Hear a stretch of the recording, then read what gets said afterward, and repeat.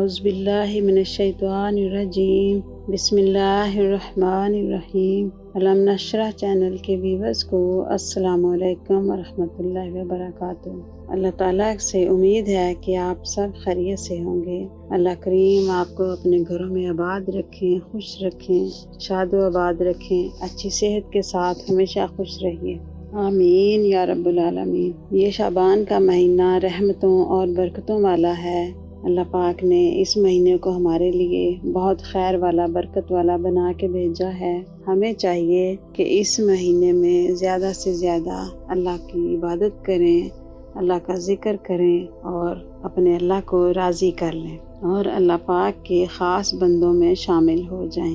اللہ کریم ہمیں نیکیاں کرنے والا بنائے۔ ہمارے نبی کریم صلی اللہ علیہ وآلہ وسلم پیر کا روزہ رکھتے تھے، تو ہمیں بھی چاہیے کہ ہم روزے کا اہتمام کریں اور روزے کی حالت میں اللہ کا ذکر کریں، اللہ کی عبادت زیادہ سے زیادہ کریں اور اللہ پاک کو راضی کریں، اور ہماری جو بھی مشکلیں ہیں اس کے لیے دعا کریں۔ روزے کی حالت میں ہماری ہر دعا قبول ہوتی ہے۔ اللہ کریم سب کو اپنی حفظ و امان میں رکھیں، سب کی مشکلوں کو آسانیوں میں بدلیں، سب کو اچھی صحت کے ساتھ صحیح سلامت رکھیں۔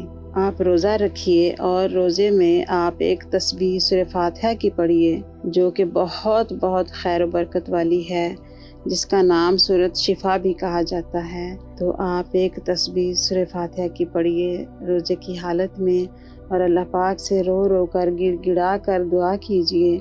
آپ کی جو بھی مشکل ہے وہ انشاءاللہ اللہ کے فضل سے آپ کی حل ہوگی اور آپ کی آنے والی نسلوں تک اسے ایک تسبیح کا اثر جائے گا۔ سورہ فاتحہ کی بہت بہت فضیلت ہے۔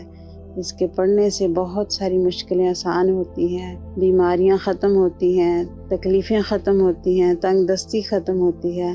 تو آپ کوشش کیجئے کہ سورۃ فاتحہ کی ایک تسبیح پیر کے دن روزہ رکھ کے روزے کی حالت میں پڑھیے، تاکہ اللہ پاک آپ کے گھروں میں آسانیاں کریں، خیر اور برکت کریں، آپ کو صحت تندرستی کے ساتھ خوش رکھیں۔ کوشش کیجئے اللہ کو راضی کریں اور اللہ کے نیک بندوں میں شامل ہو جائیں، آمین یا رب العالمین۔